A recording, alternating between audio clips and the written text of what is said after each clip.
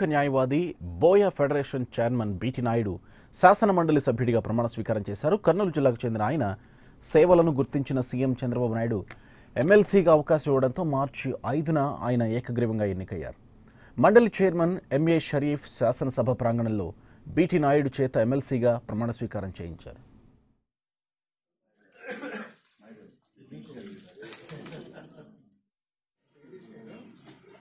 చూడండి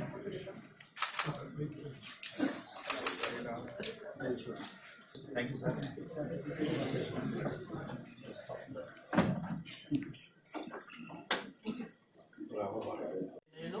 బీటీ నాయుడు అనే నేను ఆంధ్రప్రదేశ్ శాసన పరిషత్ సభ్యులుగా ఎన్నికైనందున శాసనం ద్వారా నిర్మితమైన భారత రాజ్యాంగం పట్ల నిజమైన విశ్వాసము విధేయత చూపుతానని, భారతదేశ సార్వభౌమాధికారాన్ని సమగ్రతను కాపాడుతానని, నేను స్వీకరించబోయే కర్తవ్యాన్ని శ్రద్ధాశక్తులతో నిర్వహిస్తానని దైవ సాక్షిగా ప్రమాణం చేస్తున్నాను. నేను ఆంధ్రప్రదేశ్ శాసన పరిషత్ సభ్యుడైన బీటీ నాయుడు అనే నేను పరిషత్ నియమాలకు కట్టుబడి ఉంటానని, వాటిని అనుసరిస్తానని, పరిషత్ మర్యాదలను పాటిస్తానని, సంప్రదాయాలను గౌరవిస్తానని దైవ సాక్షిగా ప్రమాణం చేస్తున్నాను. శాసనసభ్యుల కోటాలో ఎమ్మెల్సీగా ప్రమాణ స్వీకారం చేయడం అనేది చాలా ఆనందం అనిపిస్తుంది. ఈ మాట ఎందుకంటున్నానంటే, బడుగు బలహీన వర్గాలు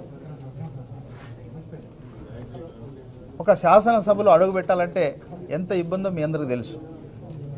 మొన్ననే సార్వత్రిక ఎన్నికలు జరిగాయి, మీరందరూ కూడా మీ కళ్ళారు చూశారు.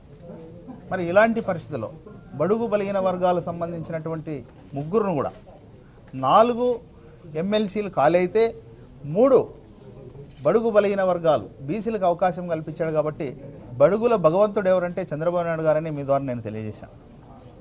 ఈ రకంగా చట్టసభలో అవకాశం కల్పిస్తూ ఈ వర్గాలకు సంబంధించినటువంటి మరి జనాభాలో 54% ఉన్నటువంటి బీసీలు, అదేవిధంగా ఎస్సీ ఎస్టీ సోదరులు అంతా 80%.